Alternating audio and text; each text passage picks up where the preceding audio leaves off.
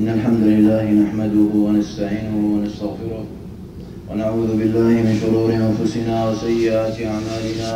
من يهده الله فلا مضل له ومن يضلل فلا هادي له. وأشهد أن لا إله إلا الله وحده لا شريك له. وأشهد أن سيدنا ونبينا محمد عبده ورسوله وصفيه وخليله وأمينه على وحيه وخيرته من خلقه. بعثه ربه رحمة للعالمين وحجة على العباد أجمعين. فصلوات الله وسلامه عليه وعلى آله وأصحابه أجمعين. أما بعد عباد الله، فإن من القضايا المهمة من القضايا الاجتماعية المهمة التي عنى بها الإسلام عناية بالغة وراعاها رعاية فائقة. جاء في كتاب الله تبارك وتعالى وسنة رسول الله صلى الله عليه وسلم الحث عليها والترغيب فيها قضية الزواج. قال الله تبارك وتعالى في كتابه الحكيم: وأنكحوا الأيام منكم والصالحين من عبادكم وإيمائكم. وثبت عن النبي صلى الله عليه وسلم في الحديث الصحيح: يا معشر الشباب من استطاع منكم الباءة فليتزوج. Mes chers frères et sœurs, parmi les sujets importants, les phénomènes sociaux dont l'islam a accordé de l'importance et de la valeur, il a été évoqué dans le livre d'Allah tabaraka wa ta'ala. Il a été évoqué par le prophète alayhi salatu wassalam. Ce sujet est le mariage. Le mariage qui a été ordonné par Allah azza wa jal dans son noble livre, lorsqu'il dit: wa ankihul ayama, et mariez les célibataires d'entre vous, wa salihina min ibadikum, et les pieux parmi les serviteurs, hommes et femmes, iyakunu fuqara yughnihimullahu min fadlih. S'ils sont pauvres, Allah tabaraka wa ta'ala les enrichit par sa grâce. Et Nabi alayhi salatu wa salam également adresse un ordre à la jeunesse: ô vous les jeunes, ya ma'ashar al-shabab, celui qui a la capacité d'assumer une famille. Il n'a pas dit celui qui désire et qui a envie. Celui qui a la capacité d'assumer une famille alors qu'il se marie, car le mariage l'aidera à baisser son regard et à préserver sa chasteté. Et quant à celui qui n'a pas les moyens alors qu'il jeûne, le jeûne sera pour lui une protection. Les pieux prédécesseurs ont compris l'importance du mariage. قال عبد الله بن مسعود رضي الله عنه: لو لم يبقى من أجلي إلا 10 أيام. Il dit: si il ne me reste à vivre que 10 jours, alors que j'ai la capacité de me marier, je me marierai par peur de tomber dans la tentation. لماذا عباد الله؟ Pourquoi؟ لأن الزواج يترتب عليه مصالح عظيمة، مصالح في الدين والدنيا. Dans le mariage, il y a beaucoup de bénéfices, il y a beaucoup d'avantages dans la religion et dans la vie d'ici-bas. بالزواج تتكون الأسر, c'est par le mariage qu'on peut fonder une famille. بالزواج تغض الأبصار, grâce au mariage on peut baisser le regard et préserver la chasteté et multiplier la descendance. Grâce au mariage, la progéniture humaine continue à exister. Grâce au mariage, on garde la généalogie dont l'islam a donné tant d'importance. Il est chéri, apprécié par les âmes, par les gens bien constitués. Dans le mariage, il y a le repos et la quiétude. Dans le mariage, il y a une aide et un soutien face aux difficultés de la vie. Et il suffit que le mariage est un signe parmi les signes d'Allah tabaraka wa ta'ala. min ayatihi dalla ala hikmatih, parmi ces signes qui établissent sa sagesse et qui incitent à la réflexion et à méditer sur sa puissance et la grandeur de sa création. Et l'islam nous a appris, nous a enseigné, nous a incité à choisir la femme pieuse. La dunya est une belle chose, c'est une parure, et la meilleure de ces parures c'est la femme pieuse. فالمؤمن, le croyant, يختار الزوجة الصالحة ذات الدين الراقي والتعامل الهادي لا ترفع صوتا ولا تؤذي زوجا. Le musulman choisit la femme pieuse, dotée de religion et dotée d'attitude paisible. Elle n'élève pas la voix et elle ne fait pas de mal à son mari. Et le Nabi alayhi salatu wassalam nous explique que les gens sont différents dans leur quête et la recherche des femmes. Tunkahul mar'atu li arba'. On se marie avec une femme pour 4 raisons. Certains vont la choisir pour sa richesse, pour son argent. Mais est-ce que l'argent va apporter le comportement? Est-ce que l'argent va apporter le respect de la femme vis-à-vis de son mari?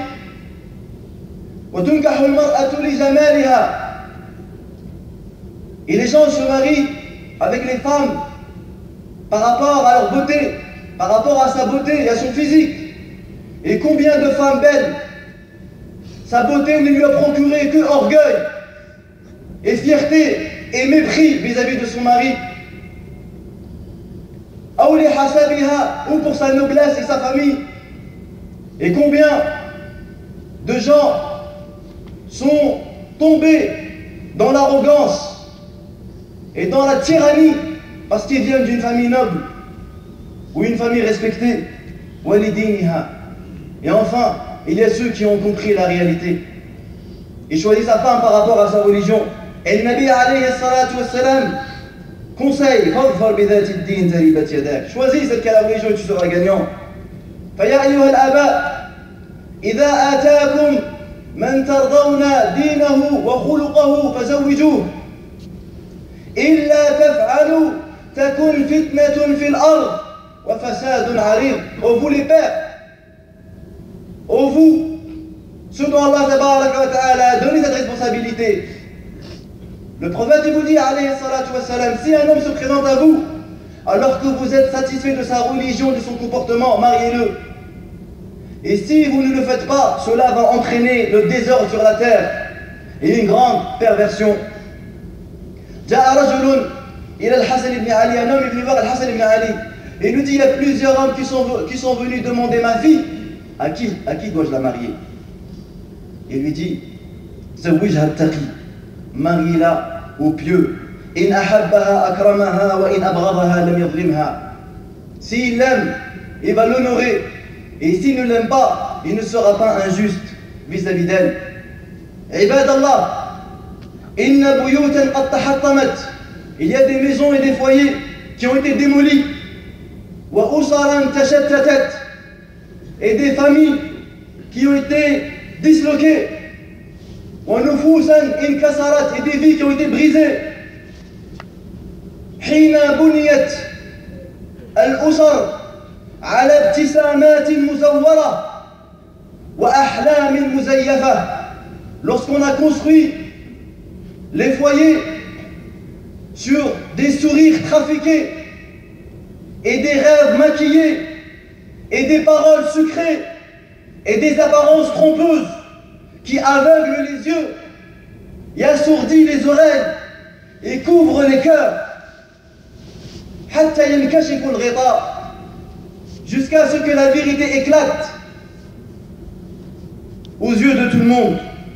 وهذا كله حين نغفل عن وصية رسول الله عليه الصلاة والسلام. Tout cela, lorsqu'on oublie le conseil de Nabi alayhi salatu wassalam, on ne marie plus en fonction de la religion, du comportement, mais on marie en fonction de l'argent et de la nationalité.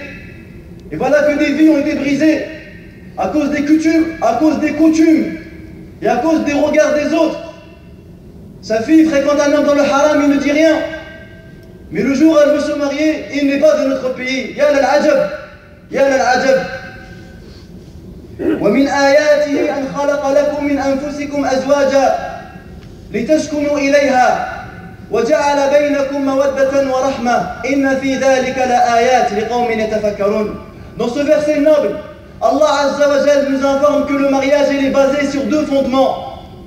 Et parmi ces signes, c'est qu'il a créé de vous, pour vous, des épouses auprès desquelles vous trouvez la tranquillité et la quiétude. Et il a fait entre vous un amour et une miséricorde. Il y a dans cela des signes pour des gens qui réfléchissent. Le mariage, mes frères et mes sœurs, il est basé sur deux fondements selon le Coran. Premièrement, il y a l'amour et l'affection. Mais comme vous le savez, l'amour est entre les mains d'Allah. Ce n'est pas tout couple qui s'aime. Et ce n'est pas dans toute famille où les gens s'aiment. Parce que l'être humain ne contrôle pas les sentiments à l'intérieur de son cœur. Même si cela a des causes, bien sûr, et des facteurs. Mais lorsque l'amour devient absent et inexistant, il reste une règle large et importante que le Coran a évoquée. Hiya rahma, c'est la miséricorde. Si tu n'arrives pas à aimer ta femme, au minimum, aie de la pitié et de l'empathie et de la compassion et de la miséricorde pour elle. Si tu n'arrives pas à aimer ton mari, aie au moins de la pitié, de la compassion et de la miséricorde pour lui. Je te rappelle la parole du prophète sallallahu alayhi wa sallam. لا ينظر الله إلى امرأة لا تشكر زوجها وهي لا تستغني عنه. Allah ne regarde pas une femme qui n'est pas reconnaissante envers son mari alors qu'elle ne peut se passer de lui. ما أحوج المسلمين أن يتفقهوا في أمور الزواج. Les musulmans ont besoin d'apprendre les règles du mariage, à entendre les histoires de chacun et de chacune. On dirait qu'il n'y a aucun couple qui est heureux. Tout le monde a des problèmes. والشريعة جاءت بحفظ الحقوق, alors que notre religion elle est venue préserver les droits. Le hadith rapporté par Al-Bukhari, même par 9 compagnons. Inna Allah qad a'ta li kulli dhi haqqin haqqa. Allah a donné à chacun son droit. Chacun il a son droit dans la religion. Et le mariage, Allah tabaraka wa ta'ala wasafahu bil mithaq al-ghalid. Allah il a décrit le mariage comme étant un engagement solennel. Wa akhadna minkum mithaqan ghalidha. Allah tabaraka wa ta'ala a évoqué al-mithaq al-ghalid 2 fois dans le Coran. Une fois pour l'adorer. Tabaraka wa ta'ala. Lorsqu'il dit Azza wa Jal, wa idh akhadna min an-nabiyyin mithaqahum minka wa min Nuh wa Ibrahim wa Musa wa Isa wa Ibrahim wa Isa ibn Maryam akhadna minkum mithaqan ghalidha. Allah a pris un engagement sur nous parce que c'est notre créateur et notre maître et notre pourvoyeur. Et on doit l'adorer que lui et on ne doit chercher la satisfaction que lui. Et le deuxième engagement qu'Allah il l'a donné aux femmes. Elles ont pris de vous un engagement solennel. La plupart des mufassiroun, ils disent que le mithaq al-ghalid huwa qawluhum zawwajtuka hadhihi al-mar'a ala ma akhadahu Allah lin-nisa'i ala ar-rijal min imsakin bi ma'ruf aw tasrihin bi ihsan. L'engagement solennel, c'est lorsque tu acceptes le mariage, lorsqu'il y a le hijab ou le qaboul, lorsqu'il te dit zawwajtuka voilà la tu dis qabiltu. Accepter quoi? Accepter de tenir la femme avec respect ou de la libérer avec bienfaisance. Imsak bi ma'ruf, soit tu la tiens avec toi, tu la gardes avec ma'ruf, convenablement, ou soit tu la divorces, bi ihsan, sans l'insulter, sans la mépriser, sans la frapper. Aujourd'hui, il y en a, ils veulent ni faire le premier ni le deuxième. Combien de sœurs elles viennent? Surtout celles qui n'ont pas de mariage notifié. Son mari, il veut ni la divorcer, ni il veut la garder. Elle se retrouve suspendue comme une cloche. Et il n'y a pas d'autorité musulmane en France qui puisse annuler ce mariage-là. Puisque tu n'as aucune preuve sur le papier. Des gens ne craignent pas Allah. Al-mithaq al-ghalid, ya Abdallah. Imsakun bi ma'ruf ou tasrihun bi ihsan. Al-huquq al-zawjiyya 'azima ibadallah. Les droits des époux sont importants. Et la religion est venue inciter l'homme comme la femme de les respecter. Nabi sallallahu alayhi wa sallam dit à l'homme, khayrukum khayrukum li ahli. Qui est le meilleur musulman? Le hadith est clair et connu. Le meilleur d'entre vous est le meilleur envers sa famille. et je suis le meilleur envers ma famille. Il montre l'exemple, alayhi salatu wassalam. Et Nabi sallam également incite la femme à être pieuse et vertueuse vis-à-vis de son mari. L'imam al-Nasa'i et le Hakim et le Bayhaqi rapportent que Nabi sallam a été questionné: quelle est la meilleure femme? Ayyun nisa'i khayr? قال التي إذا أمرها أطاعته وإذا نظر إليها أسرته وإذا غاب عنها حفظته في ماله ونفسها. Celle que lorsque son mari lui demande, elle obéit, et lorsqu'il la regarde, il est content, et lorsqu'il est absent, elle le préserve dans son argent et dans sa vie. Et naam, un jour quand une femme allait vers Nabi sallallahu alayhi wa sallam, il lui dit: es-tu marié? Elle lui dit oui. Comment es-tu envers ton mari? Elle lui dit: je fais mon possible pour qu'il soit heureux. Et il lui a dit: regarde bien, parce que ton mari c'est ton paradis ou ton enfer. فإنما هو جنتك ونارك. ربنا تبارك وتعالى بين عباد الله أن الحياة الزوجية ليست مفروشة بالورود.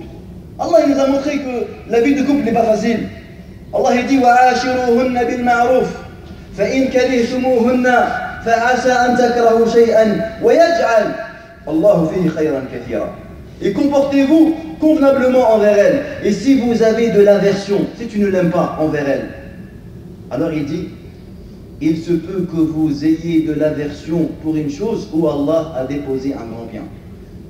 Il n'a pas dit divorcer là. Des fois tu as des gens, des sœurs comme des frères: oui, j'ai plus de sentiments pour lui, alors je ne veux plus rester avec lui. Allah tabaraka wa ta'ala il nous dit: et il se peut que vous détestez une chose alors que c'est un bien pour vous.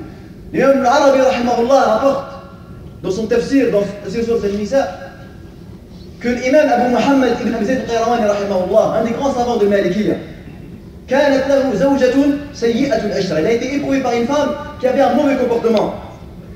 Elle n'accomplissait pas ses droits et elle n'était pas respectueuse. تؤذيه بلسانها. Il disait rahimahullah: أنا رجل قد أكمل علي النعمة في الصحة في بدني وفي العلم. Je suis un homme, Allah m'a comblé par ses bienfaits dans la santé et dans la science. فلعلها بعثت عقوبة على ديني فأخاف إن فارقتها أن تنزل بي عقوبة هي أشد منها. Il dit: peut-être que la femme, Allah me l'a ramenée pour me punir de mes péchés. Si je me sépare d'elle, peut-être que Allah tabaraka wa ta'ala va m'éprouver d'un malheur encore plus grand. Voilà les gens qui ne se pressent pas, des grands savants, des grands pieux. Et à voir aujourd'hui comment le divorce a été banalisé. C'est devenu normal chez les hommes comme chez les femmes. Tu as même des femmes, subhanallah, et souvent ça arrive, son mariage n'est même pas encore officiel à l'Amérique, elle veut déjà se marier avant que le divorce ne soit proclamé. Ya subhanallah al-azim, ya subhanallah al-azim, on est arrivé à quel niveau de bassesse, on est arrivé à quel niveau dans notre religion. Tout cela parce qu'on s'est écarté, on s'est éloigné des valeurs de notre religion. Tout cela parce qu'on est subjugué, parce qu'on veut nous transmettre à travers la télé. Tout cela parce que les gens sont trompés par les faux rêves et par les fausses paroles. Al-Sharia, ibadallah, la religion elle est venue enseigner l'homme à connaître sa femme et à la femme de connaître son homme. Istawsu bin nisa'i khayra fa innahunna khuliqna min dhila. Soyez bons envers les femmes car elles ont été créées d'une côte et la côte elle est recourbée vers le haut. Et les savants ils ont dit cela fait référence à sa manière de parler. C'est-à-dire ne tiens pas compte à tout ce que ta femme elle dit parce que sa faiblesse elle est dans sa manière de parler. Aïcha radhiyallahu anha dit: قال لي رسول الله صلى الله عليه وسلم إني لأعلم إذا كنت عني راضية وإذا كنت عني غضبة. Quand il lui dit: je sais quand tu es satisfaite de moi et quand tu es en colère. Aïcha lui dit: ومن أين تعرف ذلك? Et comment tu peux savoir cela? Il lui dit: أما إذا كنت عني راضية فإنك تقولي لا ورب محمد. Quand tu es satisfaite de moi, tu jures par le Seigneur de Mohammed. Tu dis non par le Seigneur de Mohammed. Mais quand tu es en colère contre moi, tu dis non par le Seigneur de Ibrahim. Fa'aïcha radhiyallahu anha, elle a souri. Et elle a dit: Naam ya Rasulallah, je ne délaisse que ton nom. At-tafaqquhu ibadallah, muhim.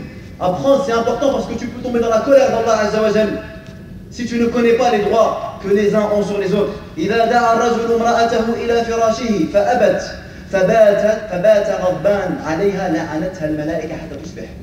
Lorsque l'homme appelle sa femme, désire sa femme et qu'elle refuse sans avoir d'excuses, ni elle a ses menstrues, ni elle est malade, ni elle est fatiguée, elle refuse par mépris, elle refuse par arrogance, alors Nabi sallallahu alayhi wa sallam dit les anges se mettent à la maudire jusqu'au matin. Et tout comme également, l'homme s'il ne respecte pas les devoirs de sa femme, cela peut le conduire à l'enfer au châtiment terrible d'Allah tabaraka wa ta'ala. Hakim ibn Mu'awiya dit à Rasulallah, ma haqqu zawjati ahadina alayh. Quels sont les droits que nos femmes ont sur nous? An tut'imaha idha ta'imta wa taksuha idha iktasayt. Que tu la nourris lorsque toi tu manges et tu l'habilles lorsque toi tu t'habilles. An-nafaqa, le fait de prendre soin de sa femme, de dépenser pour elle est une obligation et cela fait unanimité entre les savants. Même si la femme travaille, même si la femme a un salaire, le musulman est dans l'obligation de subvenir à ses besoins. Omar ibn Khattab, un jour une femme est venue se plaindre auprès de lui car son mari est parti au combat, il ne lui a rien laissé. Omar ibn Khattab a fait un appel à tous les émirs de ramener cette personne et il lui a dit soit tu reviens et tu subviens aux besoins de ta femme, ou soit tu la divorces et tu rembourses tous les jours où tu ne lui as rien donné.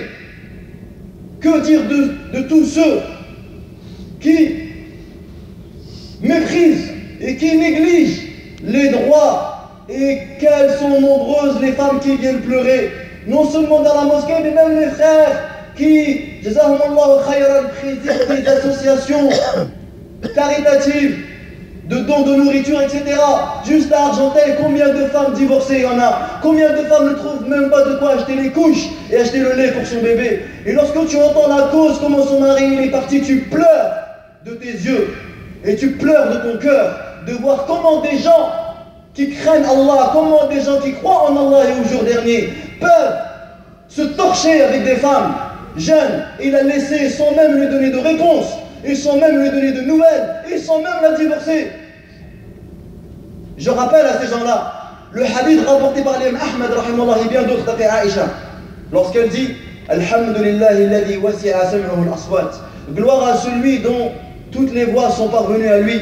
Lorsque Khawla bint Tha'laba est venue se plaindre auprès du prophète sallallahu alayhi wa sallam, lorsque son mari l'a répudiée et il lui a dit tu es pour moi comme le dos de ma mère, elle est venue, elle lui a dit ya Rasulallah, inna zawji akala mali wa afna shababi wa nathartu lahu batni falamma kabura sinni wa anqata'a waladi anni zahara minni.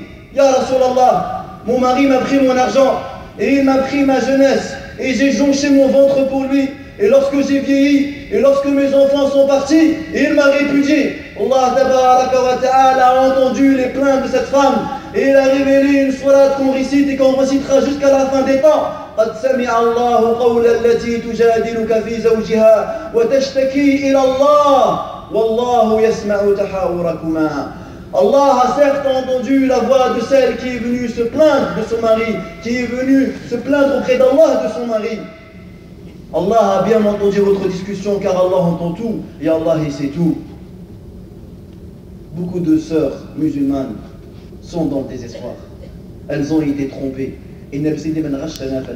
Beaucoup de gens ont des intentions corrompues. Certains se marient avec l'intention du divorce, l'autre il se marie temporairement, l'autre il veut tester, l'autre il n'est jamais satisfait, il veut reproduire dans la jahiliya, dans ce qu'il veut reproduire dans l'islam. Dans le jahiliya c'était le copinage, et dans l'islam ils veulent faire des mariages à la va-vite, des mariages qui ne sont pas écrits, qui n'ont aucun droit, il n'y a aucun engagement, rien du tout. Résultat, nous trouvons de l'injustice, des femmes oppressées, tout comme des hommes oppressés, parce qu'il n'y a pas que les femmes qui souffrent. Il y a certaines femmes également qui font beaucoup de mal à leur mari. Beaucoup de femmes également ne craignent pas Allah, tabaraka wa ta'ala, des femmes arrogantes, des femmes qui veulent se comporter comme des bonhommes, des femmes qui ne connaissent pas que sa force, c'est dans sa douceur, c'est de rester féminine et de ne pas se comporter comme un garçon, de ne pas se comporter comme un homme. Elles n'ont pas encore compris, elles n'ont pas encore saisi la force et la qualité qu'Allah leur a donnée. Elle n'a pas compris que l'homme aime une femme pudique, une femme qui craint Allah, et non pas une femme qui veut rivaliser, qui veut utiliser la force que l'homme utilise. Ce n'est pas comme ça qu'on arrivera à créer des foyers apaisés et à créer une confiance et un amour partagé.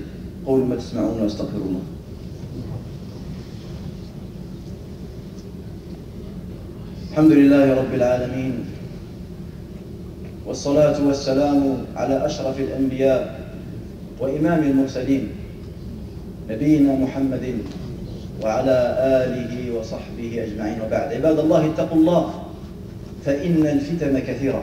Craignez Allah parce que les fitnes sont nombreuses. Et une des fitnes qui fait le plus de mal aux musulmans est celle qui concerne la famille. Et nous l'avons remarqué dans les mosquées. Et toute personne qui a un minimum de temps qu'il consacre pour sa communauté, il sait que le fléau et que le problème des jeunes, tout comme des vieux, se trouve dans ce sujet-là.